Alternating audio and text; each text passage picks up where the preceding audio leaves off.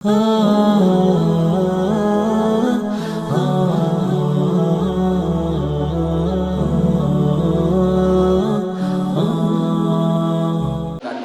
Allah, berikanlah kepada kami, anugerahkanlah kepada kami surga-Mu yang penuh dengan kenikmatan, yang kenikmatannya kekal abadi,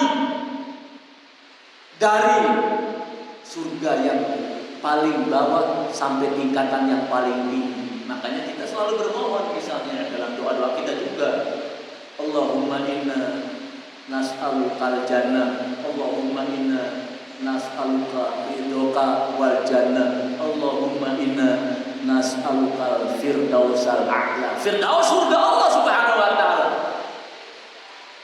Minta surga Allah yang tertinggi, level yang paling atas, bahkan bisa berdampingan dan bertetangga dengan Rasulullah Shallallahu Alaihi Wasallam, dengan para nabi, para rasul, dan dengan para sahabatnya radhiyallahu anhum yang Allah pilihkan menjadi pendamping beliau Shallallahu Alaihi Wasallam di surga ini.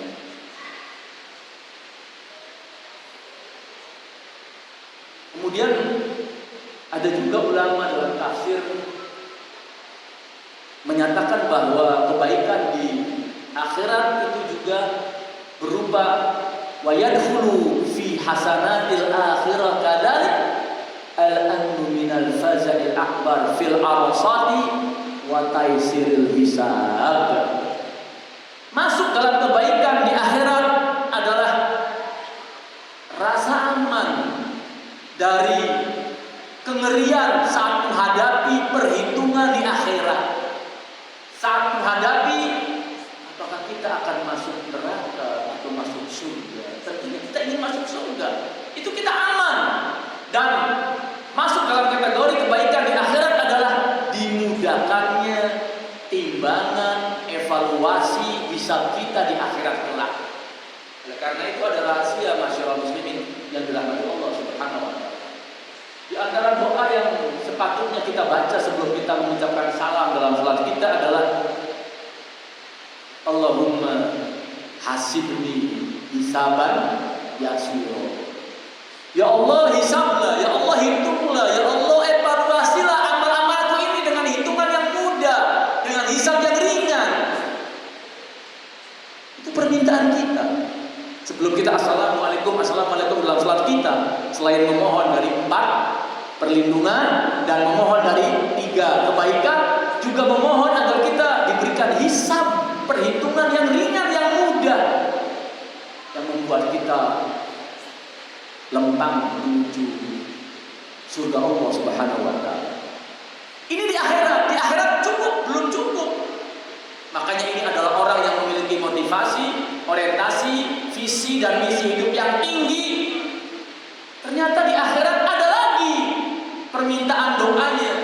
Waqina adzabannar. Tidak cukup hanya masuk surga.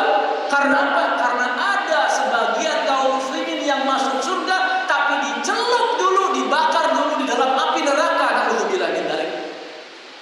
Walaupun sesaat, walaupun sebentar, walaupun hanya sekejap mata, itu adalah siksaan yang tak terberikan, siksaan yang amat sangat pedih. Kita tak mau. Yang motivasinya tinggi, yang jiwa untuk mendapatkan kebaikan yang luar biasa, ya cukup. Ya Allah, lindungilah aku dari azab, dari jilatan, dari kobaran api neraka. Di sini dikatakan oleh para ulama nasional muslimin yang dirahmati Allah Subhanahu wa taala, waqina adzabannar wa hadza yaqtadi taisir asbabihi fid dunya. Kita bisa terhindar dari kobaran api neraka, dari azab api neraka adalah karena Allah memudahkan jalan kita untuk dijauhkan dari neraka selama kita hidup di dunia, dengan cara meninggalkan hal-hal yang diharamkan dan kemaksiatan, serta menjauhkan diri dari syubhat dan hal-hal yang diharamkan. Dan ada ulama juga yang mengatakan wa taqaddamanu hadhihi wiqaya aidan alla yadkhulan nar bi ma'asihi thumma tukhrijuhu syafa'ah. Kemudian ada juga pendapat yang mengatakan dilindungi, ditamengi, diproteksi dari azab neraka ini adalah tidak akan masuk neraka sama sekali karena kemaksiatannya. Alla yadkhulan nar bima'asi. Bahkan langsung mendapatkan syafaat. Syafaat dari Al-Quran, syafaat dari ibadah puasa, syafaat dari sholat, syafaat bahkan yang tertinggi, syafaat dari Rasulullah Shallallahu Alaihi Wasallam. Syafaat, nggak pernah masuk surga karena dia anti maksiat dan karena dia mendapatkan syafaat. Bagaimana kalau kita tidak pernah masuk surga karena kebaikan-kebaikan kita, mendapatkan syafaat dari banyak amal kebaikan, bahkan mendapatkan syafaat dari Rasulullah Shallallahu Alaihi Wasallam. Jadi doa ini makna kandungannya 3 hal tadi luar biasa. Jadi kalau hitung-hitungan masyarakat muslimin dalam jamaah maghrib dan isya yang dirahmati Allah Subhanahu Wa Taala, tadi ada sepertiga penggalan, sepertiga kebaikan dunia sepertiga kebaikan akhirat yang pertama, yaitu salah satunya adalah masuk surga. Sepertiga lagi adalah kebaikan di akhirat yang kedua, yaitu tidak pernah mendapatkan azab neraka. Berarti di akhirat kebaikannya 2/3. Di doa satu jagat ini kebaikannya adalah 2/3, 66,6%. Sementara untuk dunia sepertiganya 33,3%. 66,6% berbanding 33,3%. Oleh karena itu yang benar adalah pendapat ulama, kita bukan seimbang dunia dan akhirat. Yang benar adalah setimbang dunia dan akhirat. Kenapa? Akhirat harus dilebihkan, akhirat harus lebih diutamakan. Loh, dalilnya apa? Selain doa ini adalah dalilnya kan Allah berfirman dalam Al-Quran, wal akhiratu khairu wa abqa. Akhirat itu lebih baik dan lebih melanggengkan atau mengekalkan. Di ayat yang lain Allah berfirman, wal akhiratu khairul laka minal ula. Dan akhirat itu lebih baik daripada dunia. Jadi bukan seimbang, setimbang. Lebihkan akhiratnya. Termasuk doa ini.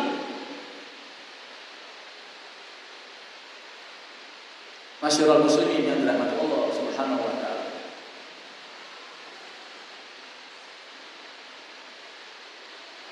Para ulama, khususnya generasi sahabat, dan yang paling populer dalam penjelasan para ulama adalah sahabat Anas. Sahabat Anas dikatakan karena la yad'u fi ayyi du'ain yad'u bihi. Sahabat Anas ketika melihat Rasulullah Shallallahu Alaihi Wasallam memperbanyak doa satu jagat ini, beliau sahabat Anas ini tidak pernah meninggalkan dalam doanya kecuali membaca doa satu jagat ini. Tidak pernah ditinggalkan. Sehingga doa ini layak dibaca pagi dan petang. Doa ini layak dibaca kapanpun. Di saat kita mau berdoa, kapanpun dan dimanapun kita berdoa. Bahkan kembali ke ayat Al-Baqarah 200, ayat 200 dari surat Al-Baqarah. Fa idza qadaitum manasikakum.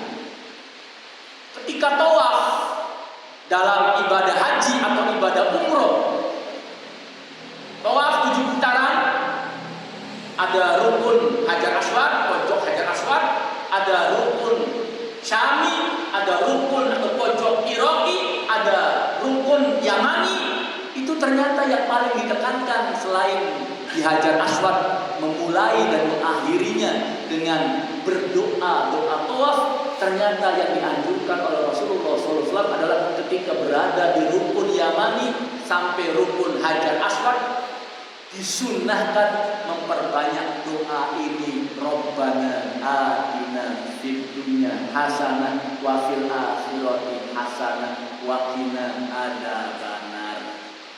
Kalau mau agak berseloroh, jauh-jauh merantau, mengunjungi berziarah ke tanah suci, niat-niat melaksanakan ibadah umroh dan haji, masya Allah, salah satu doa yang harus kita baca juga setiap waktu dan setiap saat dan dimanapun kita berada, yaitu doa satu jagat tadi. Rabbana atina fid dunya hasanah wa fil akhirati hasanah wa qina adzabannar.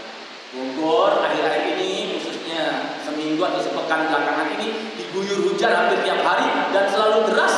Bacalah doa ini, karena salah satu waktu diijabahinya doa adalah tatkala kita hujan. Apalagi hujannya ada hari lebat. Berapa banyak banjir bandang, berapa banyak pohon tumbang, bahkan sampai ada beberapa korban yang dikaitkan dengan hujan tersebut. Berdoa itu banyak masyarakat muslimin, termasuk ketika kita misalnya menunggu waktu maghrib hingga isya, ketika tidak ada pengajian misalnya, terutama selain kita membaca Al-Quran, berdoa dengan doa yang lain, jangan lupa doa satu jagat ini dibaca dan bahkan diperbanyak. Ketika hari Jumat kita datang lebih awal mubakiro untuk melaksanakan sholat Jumat berjamaah dengan imam, selain membaca Al-Quran, berdoa, memperbanyak sholat mutlak misalnya gitu kan. Jangan lupa doa dengan doa satu jagat ini. Rabbana atina fid dunya hasanah wa fil akhirati hasanah wa qina adzabannar. Oleh karena itu, masyarakat muslimin, bapak-bapak, ibu-ibu, adik-adik dan jamaah sekalian yang dirahmati Allah Subhanahu wa taala, dari keutamaan, kedahsyatan dan rahasia doa satu jagat Rabbana atina fid dunya hasanah wa fil akhirati hasanah wa qina adzabannar, ini ada 8 poin yang harus kita perhatikan. Yang pertama dikatakan, yahsunu bidda'i an yaj'ala fi du'aihi khairat dunya wal akhirah. Seorang hamba yang berdoa, seorang hamba yang banyak berdoa, hendaklah meminta kebaikan 2 jagat, 2 dunia sekaligus, yaitu jagat duniawi saat kita masih hidup dan jagat akhirat ketika kita telah meninggal dunia sebagai pintu gerbang akhirat. Doa minta 2 kebaikan di dunia dan kebaikan di akhirat. Jangan hanya kebaikan dunia saja, tapi kebaikan juga di akhirat. Dan ini adalah kehidupan kita yang sebenarnya, kehidupan kita yang kekal abadi, walaupun itu ditentukan dengan kehidupan dunia. Itu poin pertama.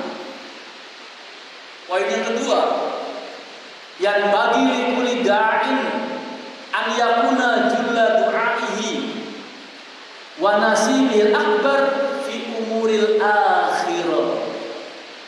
Hendaklah seorang hamba dalam berbagai doanya dan berbagai aktivitas kehidupannya lebih mengutamakan akhirat.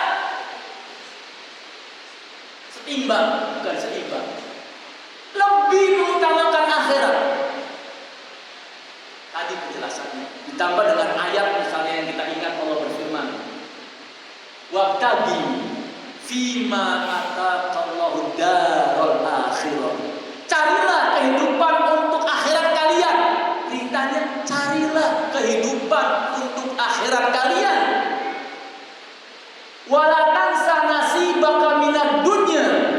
Tapi jangan sekali-kali melupakan bagian jatahmu, nasibmu di dalam kehidupan dunia ini. Akhirat dilebihkan, akhirat lebih diutamakan.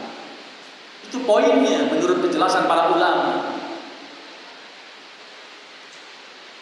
Poin yang ketiga, ahamiyatut